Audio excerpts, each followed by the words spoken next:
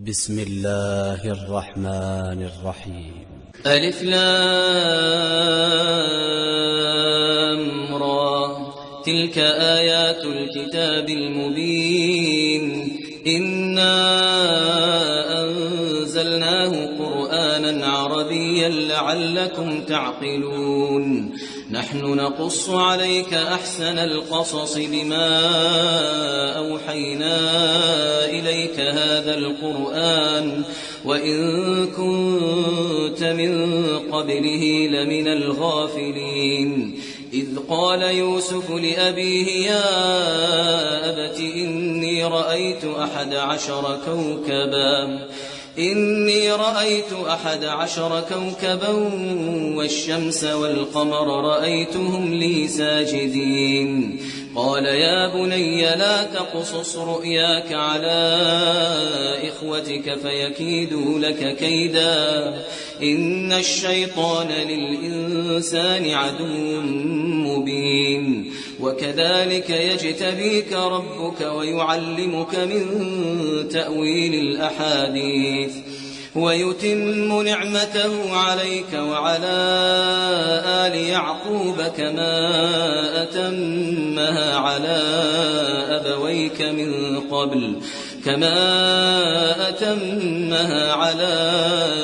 أبويك من قبل إبراهيم وإسحاق إن ربك عليم حكيم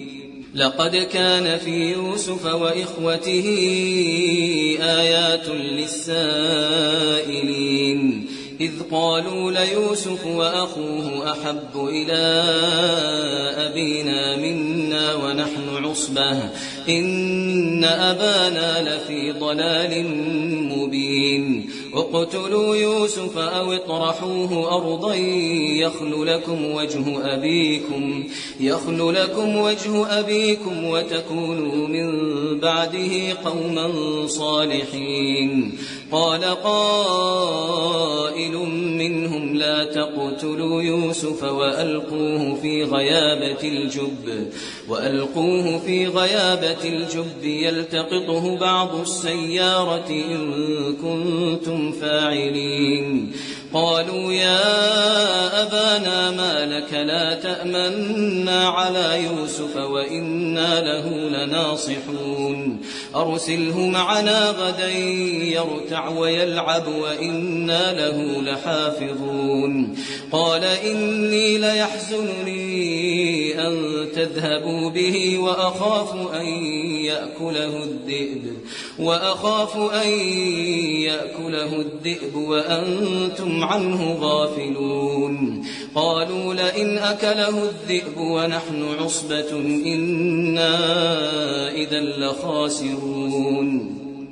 فلما ذهبوا به وأجمعوا أن يجعلوه في غيابة الجب وأوحينا إليه لتنبئنهم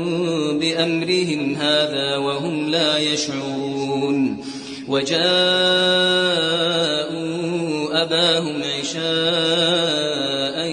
يبكون قالوا يا أبانا إنا ذهبنا نستبق وتركنا يوسف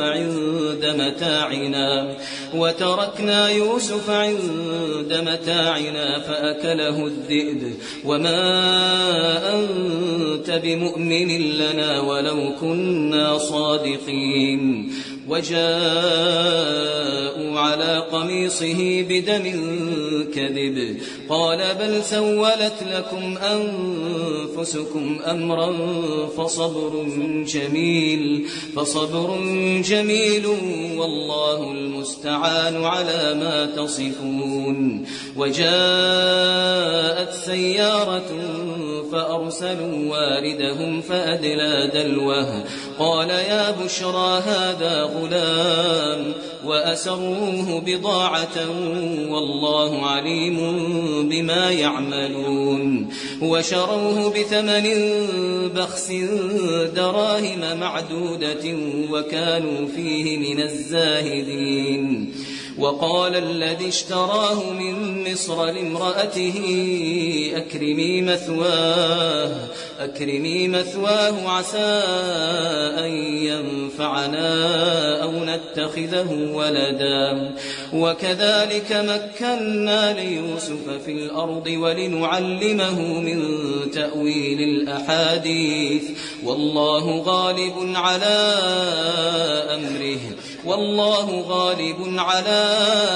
أمره ولكن أكثر الناس لا يعلمون ولما بلغ أشده آتيناه حكما وعلما وكذلك نجزي المحسنين وراودته التي هو في بيتها عن نفسه وغلقت الأبواب وقالت هيت لك قال معاذ الله إنه ربي أحسن مثواي إنه لا يفلح الظالمون ولقد همت به وهم بها لولا أن رأى برهان ربه كذلك لنصرف عنه السوء والفحشاء إنه من عبادنا المخلصين واستبق الباب وقدت قميصه من دبر وألف يا سيدها لدى الباب قالت ما جزاء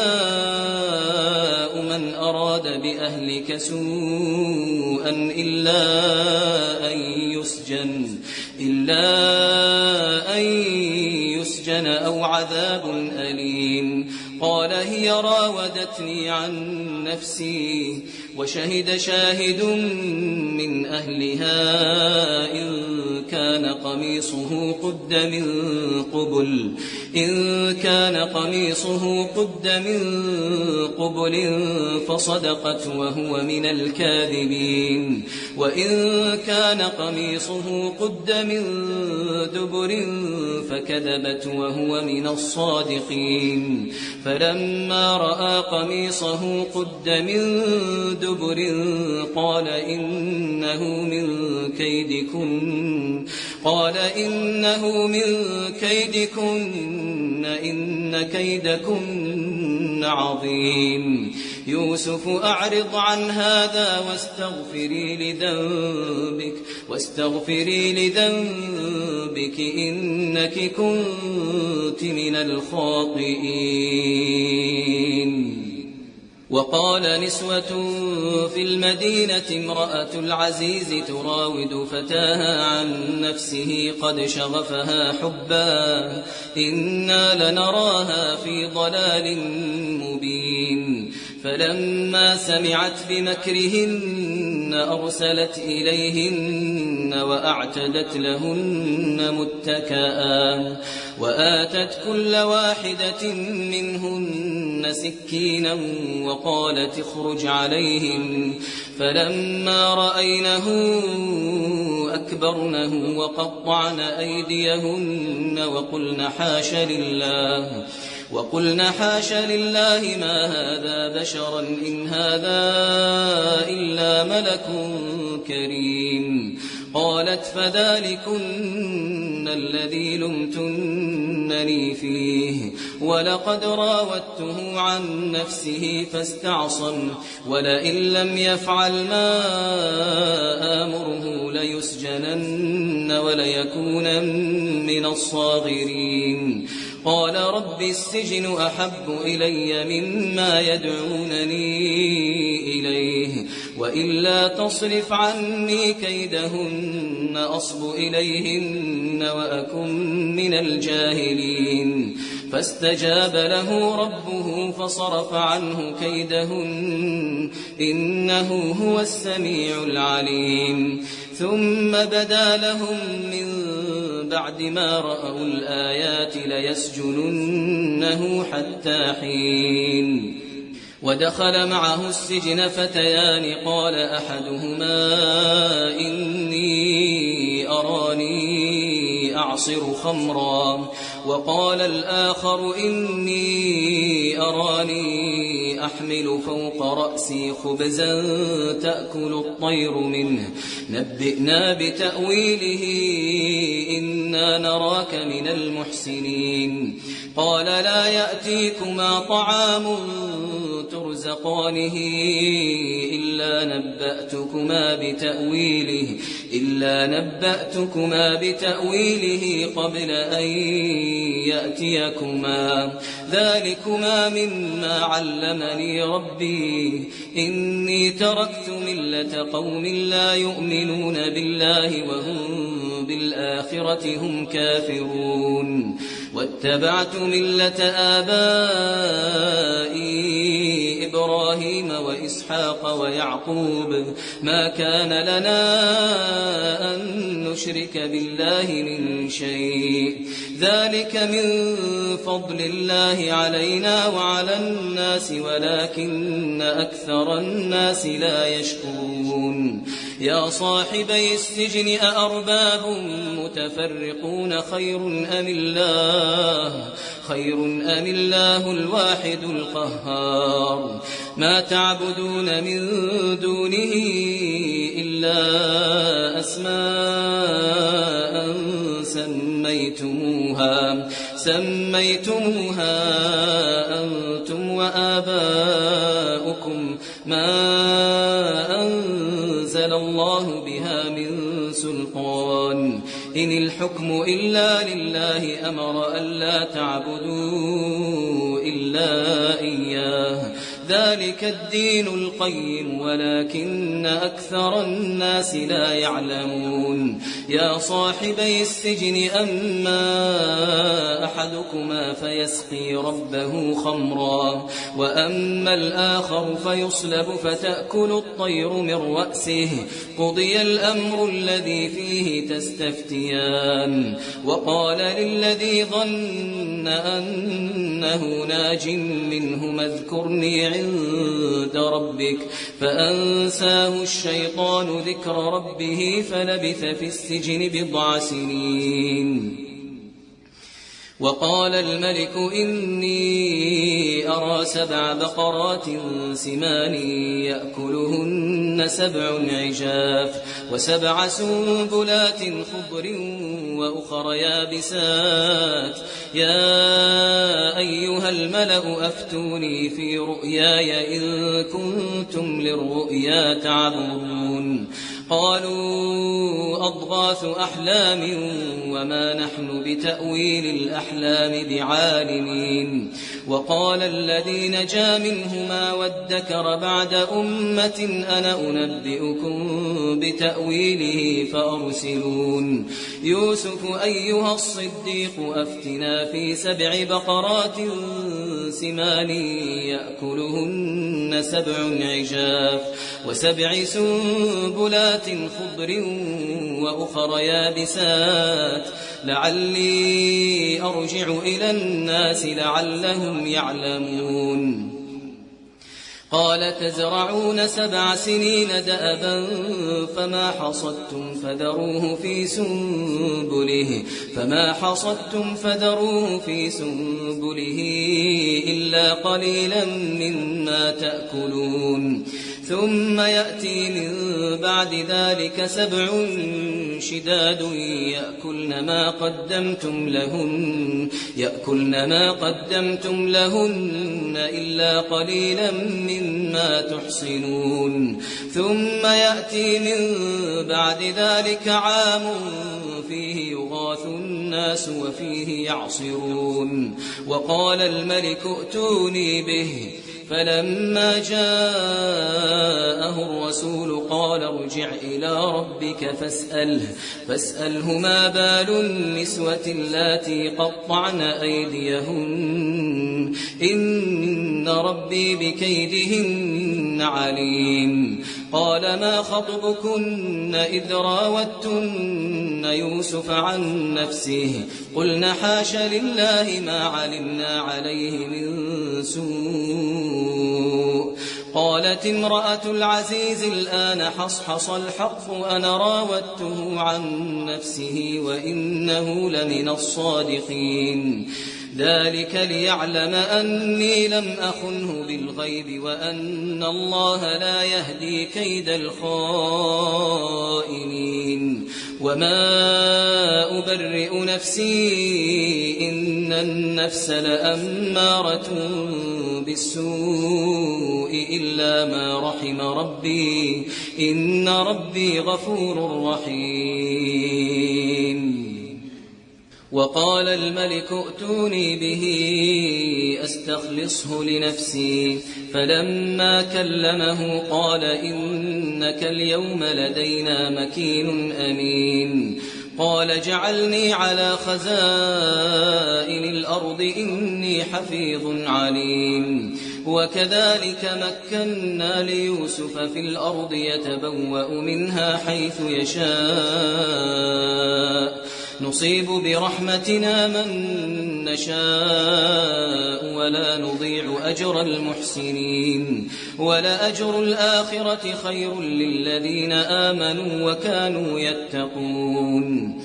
وجاء إخوة يوسف فدخلوا عليه فعرفهم وهم له منكرون ولما جهزهم بجهازهم قال ائتوني بأخ لكم من أبيكم ألا ترون أني أوفي الكيل وأنا خير المنزلين فإن لم تأتوني به فلا كيل لكم عندي ولا تقربون قالوا سنراود عنه أباه وإنا لفاعلون وقال لفتيانه جعلوا بضاعتهم في رحالهم لعلهم يعرفونها إذا انقلبوا إلى أهلهم لعلهم يرجعون فلما رجعوا إلى أبيهم قالوا يا أبانا منع منا الكيل فأرسل معنا أخانا نكتل وإنا له لحافظون قال هل آمنكم عليه إلا كما أمنتكم على أخيه من قبل فالله خير حافظا وهو أرحم الراحمين ولما فتحوا متاعهم وجدوا بضاعتهم ردت إليهم قالوا يا أبانا ما نبغي هذه بضاعتنا ردت إلينا ونمير أهلنا ونحفظ أخانا ونزداد كيل بعير ذلك كيل يسير قال لن أرسله معكم حتى تؤتون موثقا من الله لتأتونني به إلا أن يحاط بكم فلما آتوه موثقهم قال الله على ما نقول وكيل وقال يا بني لا تدخلوا من باب واحد وادخلوا من أبواب متفرقة وما أغني عنكم من الله من شيء إن الحكم إلا لله عليه توكلت وعليه فليتوكل المتوكلون ولما دخلوا من حيث أمرهم أبوهم ما كان يغني عنهم من الله من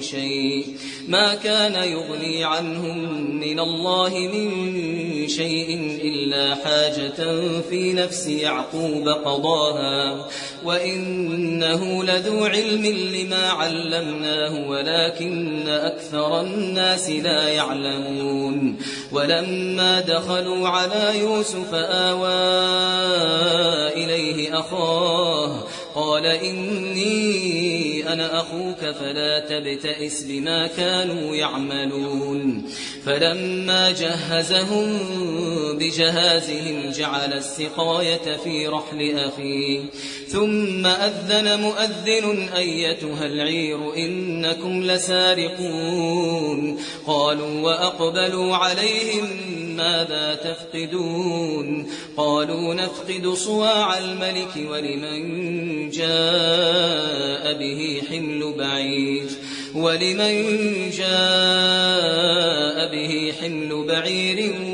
وأنا به زعيم قالوا تالله لقد علمتم ما جئنا لنفسد في الأرض وما كنا سارقين قالوا فما جزاؤه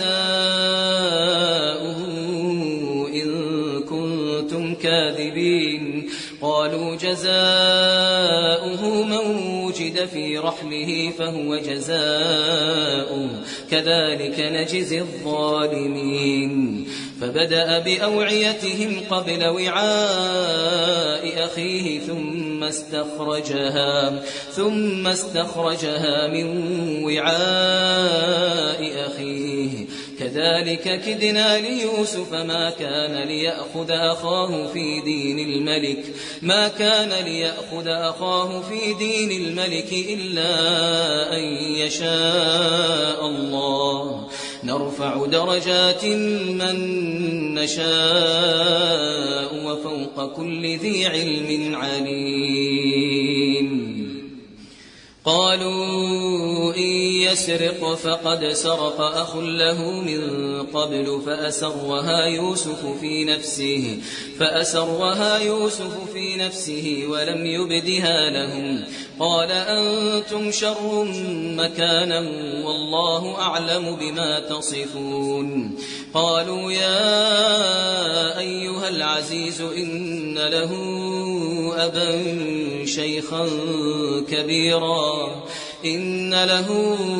أبا شيخا كبيرا فخذ أحدنا مكانه إنا نراك من المحسنين قال معاذ الله أن نأخذ إلا من وجدنا متاعنا عنده إنا إذا لظالمون فلما استيئسوا منه خلصوا نجيا قال كبيرهم ألم تعلموا أن أباكم قد أخذ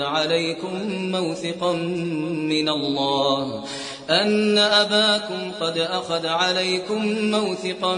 من الله ومن قبل ما فرطتم في يوسف فلن أبرح الأرض حتى يأذن لي أبي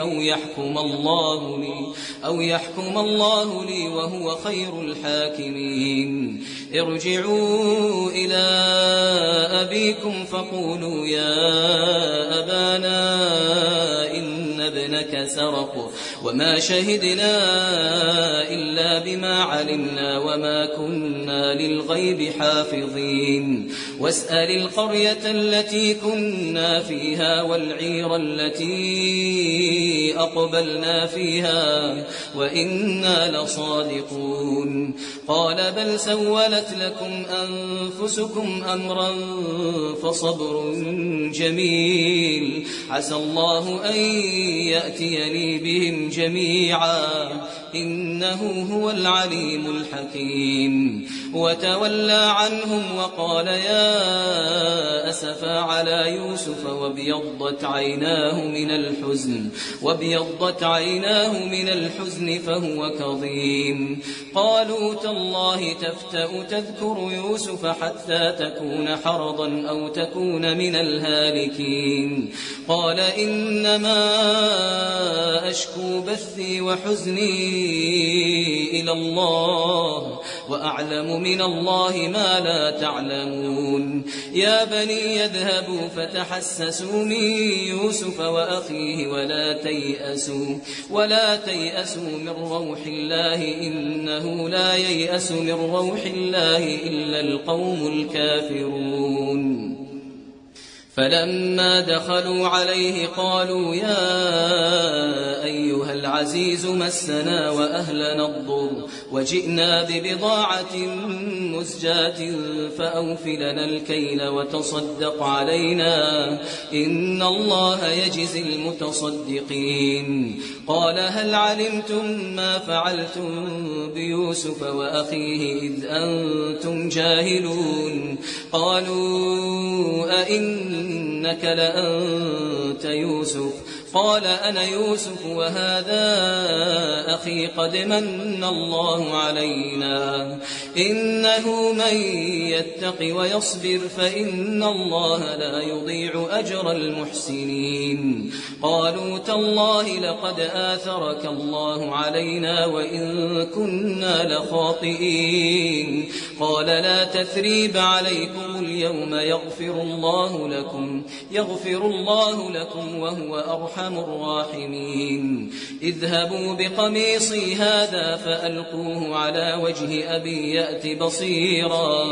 يأت بصيرا وأتوني بأهلكم أجمعين ولما فصلت العير قال أبوهم إني لأجد ريح يوسف لولا أن تفندون قالوا تالله إنك لفي ضلالك القديم فلما أن جاء البشير ألقاه على وجهه فارتد بصيرا قال ألم أقل لكم إني أعلم من الله ما لا تعلمون قالوا يا أبانا استغفر لنا ذنوبنا إنا كنا خاطئين قال سوف أستغفر لكم ربي إنه هو الغفور الرحيم فلما دخلوا على يوسف آوى إليه أبويه وقال ادخلوا مصر إن شاء الله آمنين ورفع أبويه على العرش وخروا له سجدا وقال يا أبت هذا تأويل رؤياي من قبل قد جعلها ربي حقا وقد أحسن بي إذ أخرجني من السجن وجاء بكم من البدو من بعد أن نزغ الشيطان بيني وبين إخوتي إن ربي لطيف لما يشاء إنه هو العليم الحكيم رب قد آتيتني من الملك وعلمتني من تأويل الأحاديث فاطر السماوات والأرض أنت ولي في الدنيا والآخرة توفني مسلما وألحقني بالصالحين ذلك من أنباء الغيب نوحيه إليك وما كنت لديهم إذ أجمعوا أمرهم وهم يمكرون وما أكثر الناس ولو حرصت بمؤمنين وما تسألهم عليه من أجر إن هو إلا ذكر للعالمين وكأي من آية في السماوات والأرض يمرون عليها وهم عنها معرضون وما يؤمن أكثرهم بالله إلا وهم مشركون أفأمنوا أن تأتيهم غاشية من عذاب الله أو تأتيهم الساعة بغتة وهم لا يشعرون قل هذه سبيلي أدعو إلى الله على بصيرة أنا ومن اتبعني وسبحان الله وما أنا من المشركين وما أرسلنا من قبلك إلا رجالا نوحي إليهم من أهل القرى أفلم يسيروا في الأرض فينظروا كيف كان عاقبة الذين من قبلهم ولدار الآخرة خير للذين اتقوا أفلا تعقلون حتى إذا استيأس الرسل وظنوا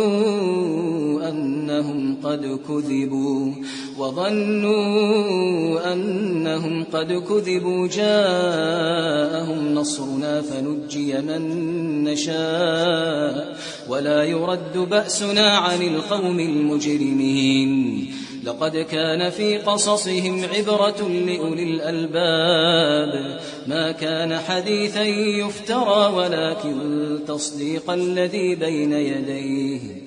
ولكن تصديق الذي بين يديه وتفصيل كل شيء وهدى ورحمة لقوم يؤمنون